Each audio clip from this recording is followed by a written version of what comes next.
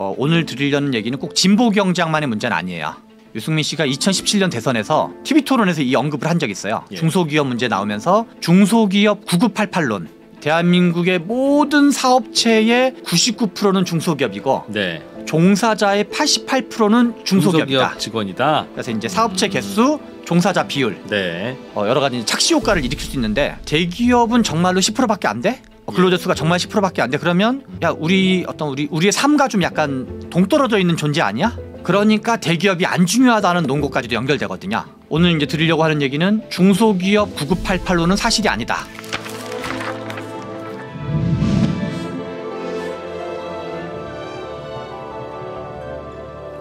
네, 신성장경제연구소 최병천 소장과 함께하는 불평등 연구. 저 개인적으로는 위험한 경제학이라고 속으로는 이름 붙이고 있는 그런 강의입니다. 듣다 보면 저거 매우 위험한 얘기다라는 생각이 계속 들기 때문인데요. 최병천 소장님 소개합니다. 어서 오세요. 네, 안녕하세요. 네. 좋게 말하면 우리의 상식을 깨고 계시는 거고, 네. 나쁘게 말하면 우리의 신념을 뿌리채 흔들고 있는 거고. 네. 그럼 나는 뭘 위해서 살아왔단 말인가라고 하는 어떤 자괴감도 들게 하고, 네. 좀 너무한다는 생각도 듭니다. 네. 즐거우십니까? 이게 참 이제 어려운 일인데요. 네. 국회에 있거나 이제 정치 쪽에 있는 분들한테 가끔 이제 발표하거나 네.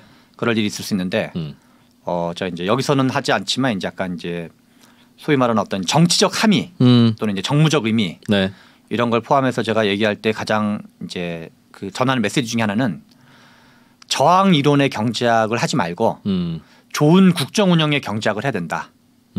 그래서 그동안 우리가 알고 있던 것 중에 이제 뭐 맞는 말도 있고 틀린 말도 있고 섞여 있는데 그 중에 적지 않은 비중이 뭔가 문제 제기, 그러니까 사실이 아니게 우리가 잘못 오해하면서 문제 제기하려는 마음이 앞서서 문제 제기하려는 마음이 앞서다 보니까 해석을 조금씩 오독을 하면서 어떤 개념을 좀 오독한다든가 아니면 예. 과장하게 된다든가 근데 그런 게 한두 개면 괜찮을 수 있는데 그게 한 개, 두 개, 세 개, 10개, 20개가 결합되면 나중에 약간 이제 괴상망측한 경제학이 나오게 되거든요. 그러면 그거를 집권해 가지고 그 정책을 워킹 시켜 보려고 할 때 잘 워킹이 안 된다는 거죠. 그래서 우리가 이제 정권을 잡는 이유는 사람마다 다르겠지만 어떤 사람은 한 자리 하고 싶은 것 자체가 욕망인 사람이 있고 네.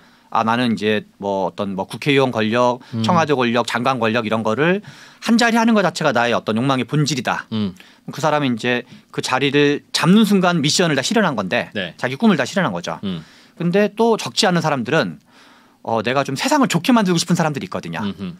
내가 장관이 되는 것 자체가 내 인생의 목표거나 국회의원이 되거나 청와대를 가거나 대통령이 되는 게 내 인생의 목표가 아니라 정치를 하나의 방법론과 수단으로 뭔가 좀 이렇게 서민들이라든가 좀 이제 사람들의 대한민국을 발전시키겠다라는 생각을 이게 물론 이제 섞여 있는 경우도 있지만 당연히 어느 정도 섞여 있겠죠. 네. 근데 그 마음도 우리가 있는데 그러려면 경제를 좀 제대로 알고 사회과학을 좀 제대로 알아서 잘못 알고 있는 거는 이건 워킹 안 되는 거다. 왜냐하면 잘못 알고 있는 거기 때문에.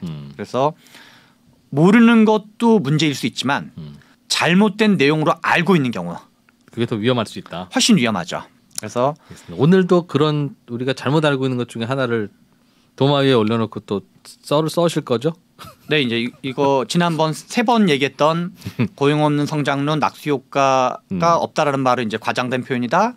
그다음에 이제 그 노동수도 분배율 얘기는 어떻게 보면 이제 실은 진보 경제학에서 상당히 이제 비중 있게 얘기하는 거고 오늘 드리려는 얘기는 꼭 진보 경제학만의 문제는 아니에요. 여러 가지 데이터상에서 이제 여러 가지 네. 데이터가 좀 더 이렇게 발달해서 발상해서 옛날 방식의 데이터와 최근 방식의 데이터. 그래서 이건 이제 단지 진보 경제학만의 문제가 아니라 우리가 뭔가 착각하고 있는 그렇죠. 어떤 이제 것, 진보든 보수든 아무 관계 없이 다들 잘못 알고 있는 이 상식. 그리고 이제 뭐 어떻게 보면은 과거 자료까지만 알고 있어서 발생한 거여서 이제 업데이트되는 측면이 있어서 그리고 이제 이프로님은 혹시 기자 생활을 한 몇 년 정도 되셨죠? 하신지가? 대략 한 25년 가까이 되어 25년요. 예. 네, 그래서 이제 이거는 유승민 씨. 네. 유승민 씨가 2017년 대선에서 이제 TV 토론에서 이 언급을 한 적이 있어요. 예. 중소기업 문제 나오면서 중소기업 9988론. 음. 그게 이제 오늘 드리려는 얘기인데요. 네. 그래서 이제 그 KDI 이코노미스트 출신이고 이제 경제학을 아예 이제 전공을 한 분이 학사, 석사, 박사를 하셨던 분인데 그래서 그때도 2017년 TV 토론을 보면서도 KDI 이코노미스트 출신이었던 이제 유승민 씨가 그 한 얘기를 보면서도 저분 새로운 업데이트 데이터를 아직 안 보셨구나. 그런 게 있어요? 예, 이제 그 얘기를 좀 이제 드리려고 합니다. 네. 오늘 이제 드리려고 하는 얘기는 중소기업 9988론은 사실이 아니다. 9988론이 뭐죠? 듣긴 들어봤는데 네, 정확히. 대한민국의 모든 사업체의 99%는 중소기업이고 네. 종사자의 88%는 중소기업이다. 중소기업 직원이다. 그래서 이제 사업체 개수, 종사자 비율. 네. 이게 이제 보통 줄여서 9988론이라 표현하는데요. 그래서 그 얘기는 대기업 일자리는 10%에 불과하다. 왜냐하면 이제 88%가 중소기업이라는 그렇죠. 얘기니까. 12%만 중소기업 근로자가 아닌 근로자니까. 그렇죠. 그래서 예. 이거는 이제 이게 사실인지 아닌지가 하나의 논점이 있을 수가 있고 이제 그 얘기를 중심으로 오늘 드릴 건데 네. 이게 이제 진보 경제학 일부에서 그러니까 대기업이 안 중요하다는 논거까지도 연결되거든요. 일부에서는. 중소기업이 99인데 뭘 9988인데 그러니까 사업체는 99%고 일자리의 88%가 중소기업이니까 네. 중소기업을 위한 정책을 더 많이 써야 되고 대기업을 위한 정책은 바람직하지 않다. 네. 이런 이제 득표 논리가 됐건 경제 논리가 됐건까지도 이제 확대 적용되는 경우도 있는데 네. 그 두 가지 각각을 좀 이제 살펴보려고 합니다. 들어보죠.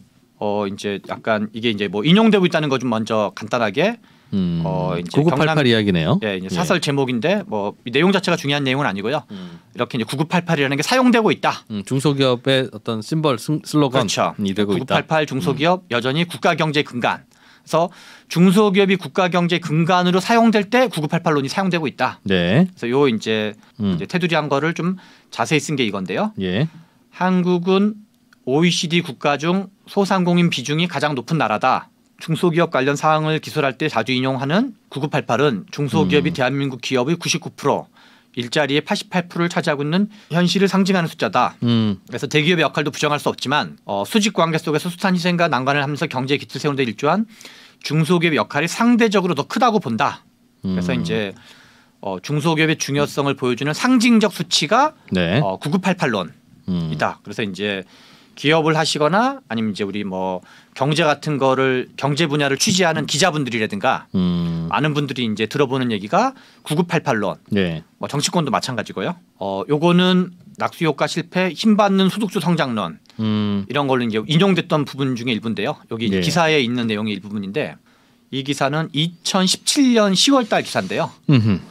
지난 10년간 이명박 박근혜 보수 정권에서 주도했던 이윤주 성장 정책의 누적된 부작용으로 예. 낙수 효과가 실패했다고 간주할 수도 있는데 한국은 대기업이 주도하는 경제이지만 실제 노동자 250명 이상 대기업에서 일하는 노동자는 10명 중 1명에 불과했다.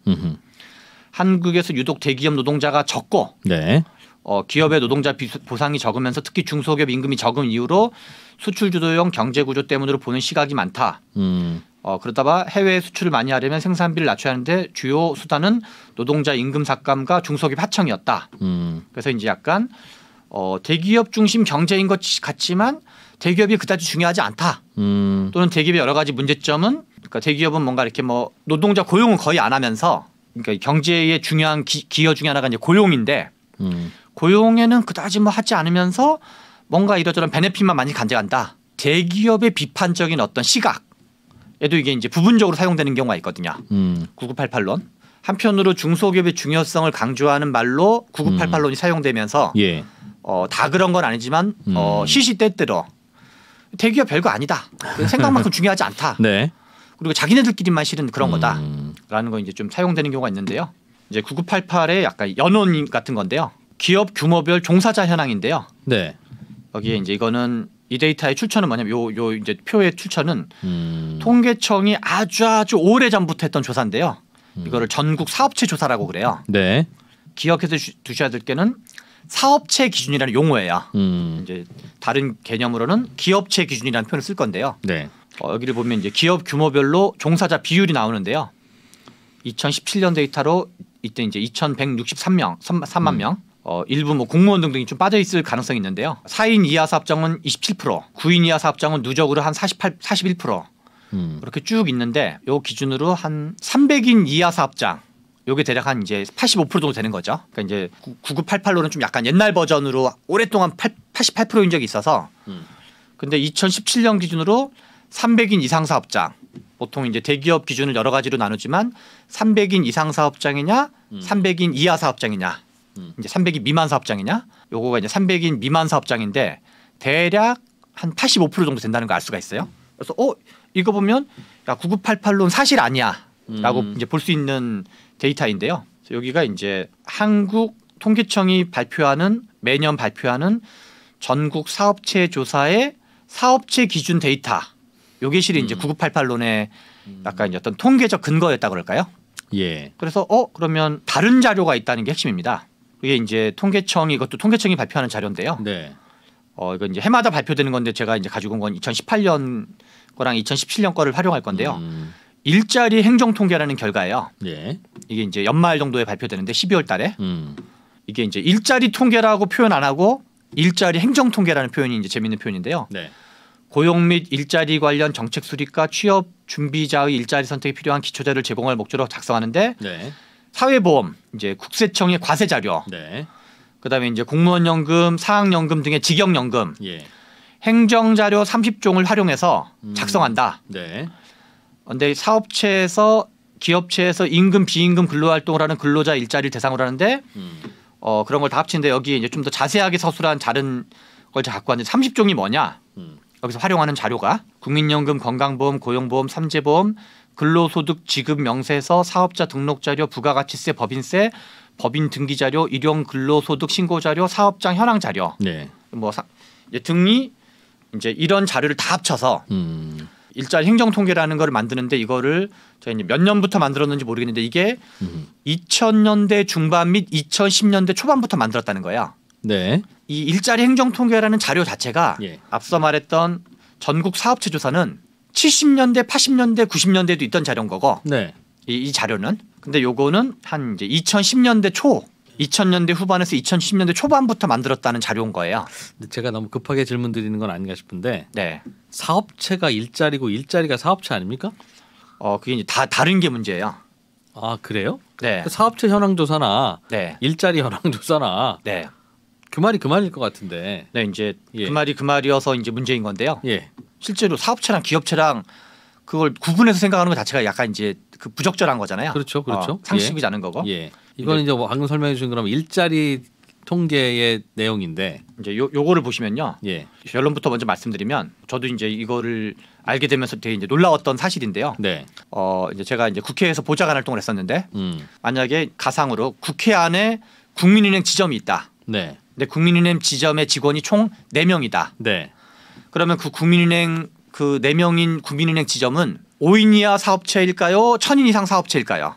5인 이하 사업장으로 봐야 되는지 1000인 이상 사업장으로 봐야 되는지라는 문제가 있을 수 있는데요. 그거는 국민은행이니까 1000인 이상이죠. 10만 명이라는데 국민은행. 그러면 이제 이게 이 집계가 다른 거예요. 앞에서 말씀드렸던 사업체라는 개념에서는 네. 국회 안에 국민은행 지점이 있어서 거기에 직원이 4명밖에 없다고 가정을 하면 지점 하나를 사업체 하나로 쳐요? 그렇죠. 지점 하나를 해서 여기는 이제 5인 이하 사업장으로 집계가 되는 거예요. 예. 그런데 회사에 국민은행 본사가 가지고 있는 여러 가지 데이터들이 있을 거잖아요. 예. 그럼 국민은행 직원이 얼마라고요?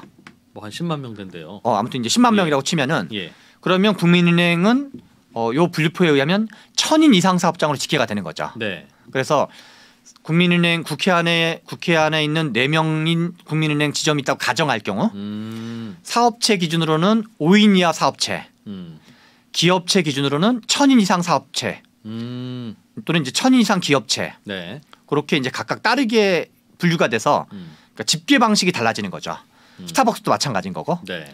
여기 이제 우리 무슨 뭐 예컨대 더현대 여의도에 더현대 스타벅스가 있다. 근데 거기 직원이 다 합쳐서 뭐 이제 뭐 18명이 있다. 네. 그러면 이제 거기는 이제 20인 이하 사업장으로 간주되지만 실제 이제 스타벅스는 특히나 다 직영이잖아요. 그렇죠. 다른 프랜차이즈와 다르게. 예. 그러면 이제 스타벅스는 뭐 얼마인지 모르지만 아무튼 최소한 300명은 넘을 것 같은데 500명은 넘을 텐데 스타벅스가. 네. 그러면 이제 기업체 기준으로는 500인 이상 사업장으로 스타벅스가 집계되는 거고 이제 그 사업체 기준으로는 20인 이하 사업장으로 집계가 되는 거죠. 근데 우리가 알고 있는 9988로는 네. 사업체 기준으로 기준이에요? 하는 거를 간주했던 거고 그리고 그거는 통계를 받는 방식 자체가 회사한테 자료를 보내는 거예요.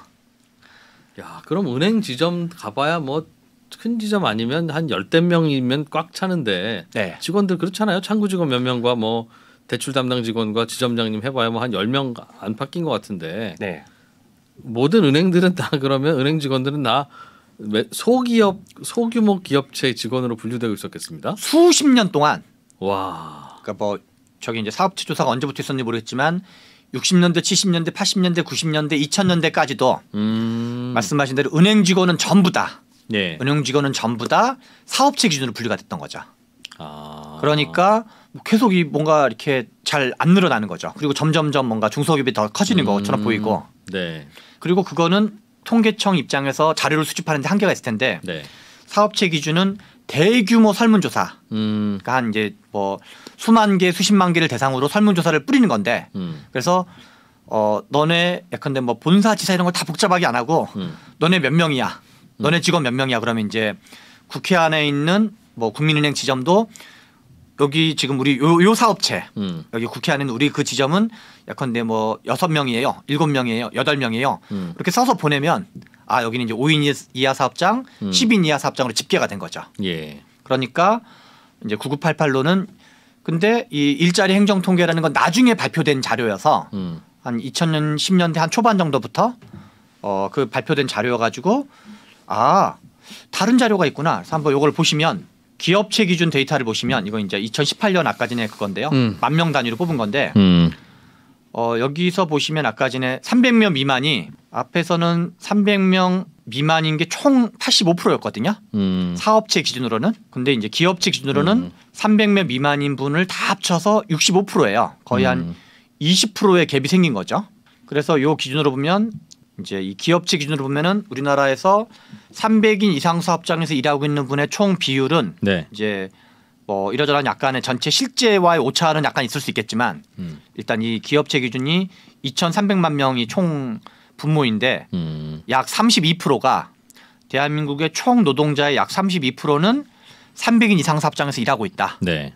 이제 간주할 수가 있고 근데 사업체 기준으로 해서는 약 15% 정도밖에 안 되니까 한 절반 정도밖에 집계가 안 되고 있는 거죠. 예.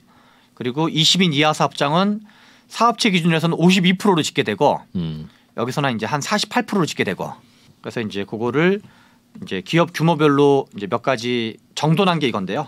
정돈된 표를 이를 보여주는 건데 기업 규모별 일자리를 사업체 기준으로 보는 거랑 기업체 기준으로 보는 거. 네. 그거가 이제 요거를 쭉 이제 비교를 해보면 50인 미만과 덩어리를 좀 모아서 50명 미만 합쳐서 50에서 300명 합쳐서 300명 이상 합쳐서 예. 사업체 기준은 65.2% 기업체 기준은 52.6%에서 약 12.6% 포인트의 갭이 있었다. 이 정도의 갭이 있었고 그다음에 여기는 이제 50에서 300명은 한 이제 8% 정도의 갭이 있었다. 8% 포인트 정도의 갭이 있었고 예. 이제 300명 이상은 이제 거의 한 반토막 이제 32대 11 정도 돼가지고 예. 아니 3분의 1 정도만 지금 집계되고 있는 거죠. 그동안 우리가 알고 있던 거는 300명 이상 기업을 꽤 큰 기업으로 가정을 하면 네. 그 사업체 기준으로 네.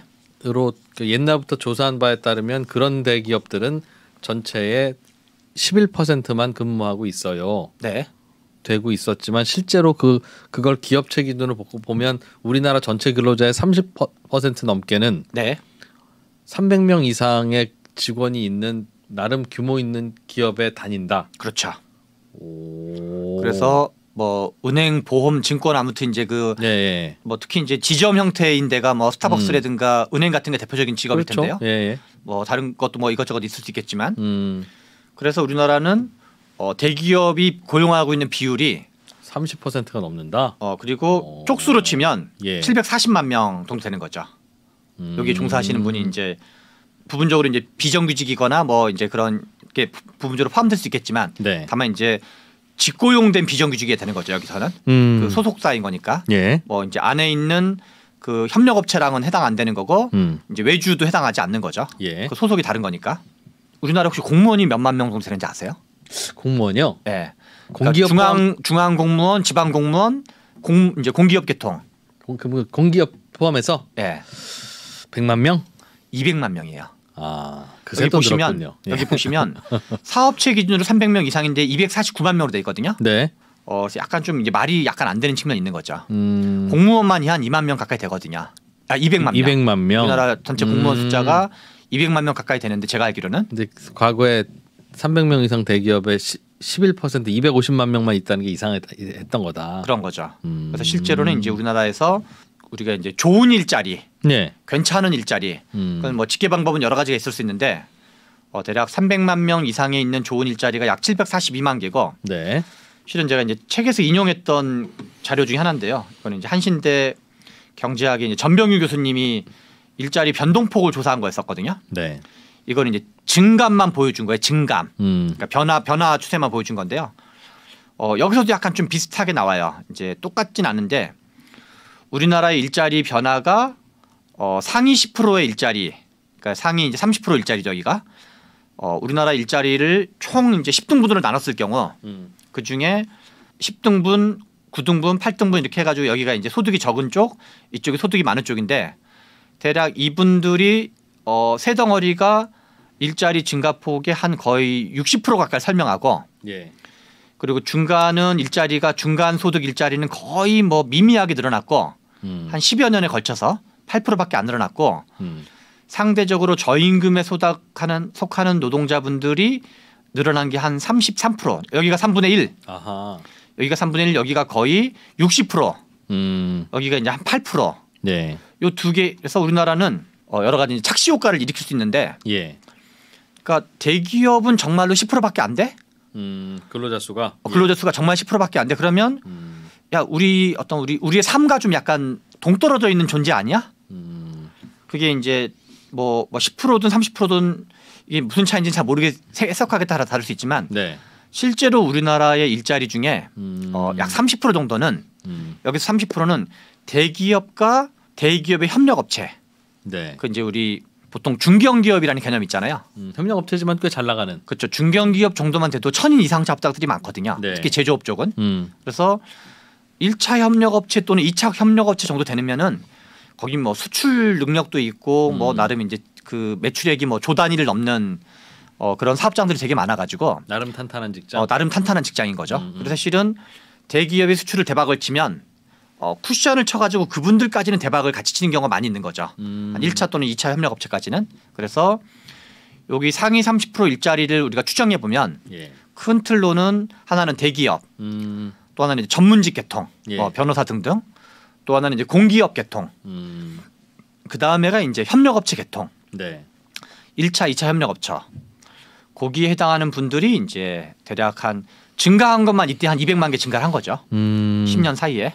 예. 그리고 현재 시점으로 보면 2018년 기준으로 약 한 750만 개의 일자리는 대기업 꽤 괜찮은 일자리다. 그리고 이때 우리나라의 총 취업자가 한 2,600만 명, 700만 명 될 때거든요. 네. 그거는 이제 여기 뭐 통계에서 빠져 있는 뭐 여러 가지가 있을 수 있을 텐데 상대적으로는 한 2,300만 명이 나오려면 제 생각엔 공무원 계통이 더 포함됐을 것 같은데요. 그래야지만 이 정도 나올 거기 때문에. 예. 그래서 우리나라는 공무원 계통을 다 포함해서 300인 이상 사업장에서 일하는 분들이 대략 한 750만 명 정도여서 이 중소기업이 9988론이라는 건 사실이 아니고 대기업 일자리가 10%에 불과하다라는 것도 사실이 아니고 대기업 또는 이제 아무튼 300인 이상 사업장, 300인 이상 사업장은 우리가 그 삼성전자 같은 데만 대기업인 게 아니라 이제 대략 300인 이상 사업장을 대기업으로 간주하면 네. 이제 꽤 많이 되는 건데 아무튼 300인 이상 사업장이 꽤 많다.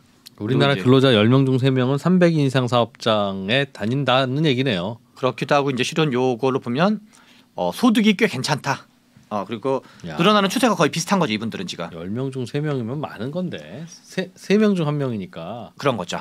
우리나라 직장인 3명 중에 1명은 네. 아유 회사 망해서 그런 걱정은 안 해요. 하는 거니까요. 그죠? 상대적으로 이제 경기 변동은 탈 수 있으나 그리고 대기업으로부터 낙수 효과를 누리고 있는 복잡하고 어렵게 느껴지는 재무제표와 용어들 친절한 투자 멘토 사경인 마스터가 매주 새로운 콘텐츠로 알기 쉽게 설명해드립니다. 재무제표 분석과 포트폴리오 구성. 뭐 양대 재무제표라고 그러면 대차대조표랑 손익계산서가 있거든요. 매수 매도 방법. 이때 사는 게 좋겠네. 이렇게 사면 좋겠다. 근데 이렇게 살려면 뭘 해야 되냐면요. 나머지 3분의 1은 놔둬봅니다. 어디까지 가는지. 실전 투자 팁까지 알려드립니다. 오직 3프로 멤버십에서만 만나실 수 있습니다. 그래서 어쩐지 그렇게 다들 집값 오를 때 보면 네. 너도 나도 기회만 있으면 다 집을 사시더라고요. 그래서 집이라는 게 이게 1, 2천만 원짜리가 아닌데 그렇죠. 어디서 그 돈 많은 분들이 많이 나오나 하는 생각을 혼자 한 적이 있었는데 의외로 뭐 모아둔 돈에 대출 받고 하면 큰 풍파만 없었으면 그렇죠. 저런 꽤 있다는 뜻이네요. 저런 소득에서 대출을 같이 땡기고 이제 거기 약간 친인척 자금을 더하고 이제 부부 자금을 좀 더하고 그러면 꽤 많은 분들이 나도 맘만 먹으면 사. 예. 이런 상황이었나 보네요. 그래서 우리나라 전체 취업자가 아무튼 한 270만 명, 2,700만 명으로 퉁치면 그리고 이제 3천만 명 약간 안 되는데 아무튼 네. 한 700만 명, 800만 명은 이제 지금 이프로님 말씀하신 것처럼 투자를 할 수 있는 그리고 3프로 TV의 잠재적 고객이 될 수 있는 그러면서 뭔가 이렇게 뭐 부동산 투자, 뭐 비트코인 투자, 네. 주식 투자 이런 것도 관심이 꽤 많으신 분들이겠죠 아마도. 그분들이 실제로 아마도 제가 보기에는 지금 삼성전자 총 보유자가 이제 주식을 갖고 있는 분이 한 500만 명 이상이라고 들었던 것 같은데요. 네. 그분들이 실은 이제 넓게 보면 다 이 언저리에 있는 분들일 확률이 높겠죠 아무래도. 네. 우리나라의 대기업 관련 일자리는 최소한 30%다. 네, 10%라는 거는 그래서 옛날에 우리가 9988론이라는 거는 과거에 그렇게 알고 있을 수밖에 없는. 예. 왜냐하면 그 데이터밖에 없었으니까 과거에는 60년대, 70년대, 80년대, 90년대 그리고 이제 부분적으로 2000년대까지도 그 데이터 이외에 다른 데이터는 없었기 때문에 9988론이구나 9988론이라 했는데 아무튼 2010년대 이후에 일자리 행정 통계라는 그리고 예전에 우리 이프로님이 뭐랄까 한 방에 전자로 다 파악을 해가지고 네. 통계를 다 파악해서 복지 같은 걸 주면 되는 거 아니냐? 그렇죠. 뭐 세금 체납하면 내 통장에 돈 얼마 들어있는지 내 재산 얼마 있는지 뭐 경고장이 날라오든 압수수색이 날라오든 정부가 왜 복지 자금은 개인적으로 신청하지 않으면 못 나눠준다고 하느냐? 그러니까 지금 일자리 행정 통계가 된다는 것 자체가 실은 일자리에 관련된 여러 가지 통계를 집대성에서 발표하는 건데 그러네요. 실은 원리적으로 같은 원리로 복지 지출 그래서 뭔가 제도의 사각지대는 항상 있기 마련인 건데 예. 그런 거를 최대한 줄일 수 있다고 제가 생각하는 그때 이제 이프로님이 그 질문을 하셨을 때 약간 이제 일종의 그 통계 기반 복지국가, 네. 약간 원샷 복지국가, 네. 원스톱 복지국가 같은 게 한국에서는 가능할 수 있다 생각하는 근거 중에 하나가 이런 통계 기반이 전혀 없진 않은 거거든요. 아하. 이런 걸 집계한다는 얘기랑 이거를 일자리 행정 통계라고 했는데 일자리 복지 행정 통계로 바꿔서 일자리 복지 행정 통계로 바꿔서 할 수 있는 인프라가 전혀 없진 않을 건데 예컨대 뭐 정치권의 무관심, 전문가의 무관심, 그리고 뭔가 이제 어떤 에너지의 미비함, 예. 그 사회 정치적 에너지 그런 것이 미비해서 이걸 다 합칠 정도면 그리고 이것 말고 제가 이제 뭐 복지 체계 같은 데서 행복 이음 시스템이라는 게 있거든요. 네. 그거는 수백 종의 데이터가 합쳐져 있다는 거예요. 재난지원금 이제 그 서울시라든가 경기도라든가 선별적 재난지원금을 줬었어요. 네. 이제 중하층을 대상으로. 근데 우리 보건복지부가 만든 시스템 중에서 보건복지와 지자체가 같이 하는 것 중에서 행복이음 시스템이라는 게 있다는 거예요. 그게 이제 이건 30종인데 그거는 이제 아무튼 훨씬 더 대규모의 데이터가 집대성 거라는 건데 만약에 그거가 뭐뭐인 건지를 제가 잘 파악하면 저는 이 행정자료와 그 행정자료를 짬뽕해 가지고 그렇겠네요. 이제 뭐 빅브라더가 아니라 이제 일종의 복지브라더 이제 복지브라더를 만들어서 지급하면 제 생각엔 한국은 아무튼 이제 뭔가 전자 이 어떤 그 데이터 기반이 이제 매우 다른 나라와 다른 어떤 걸 가지고 있고 네. 네 그래서 이제 과거의 중소기업 9988론과 좀 다른 판단을 할 필요가 있다. 네. 의외로 우리가 대기업과 연결된 일자리도 많고 정말 그렇군요. 네. 몰랐던 사실입니다. 저는. 네. 자, 중소기업 9988론도 틀렸다. 네. 뭐 중소기업 잘 좀 보살피자는 뜻이겠죠. 그러나 네. 숫자로 99와 88은 아니다. 네. 뭐 그런 얘기 해주셨네요. 99 뭐 66 정도? 9966 정도가 된다고 봐야 되겠죠. 자, 오늘도 기껏 공부해놨더니 최병천 소장님 하나하나 다 깨고 계시는 별로 기분은 좋지 않은 강의 최병천 소장의 불평등 연구 재미있게 잘 들었습니다. 고맙습니다. 네, 감사합니다.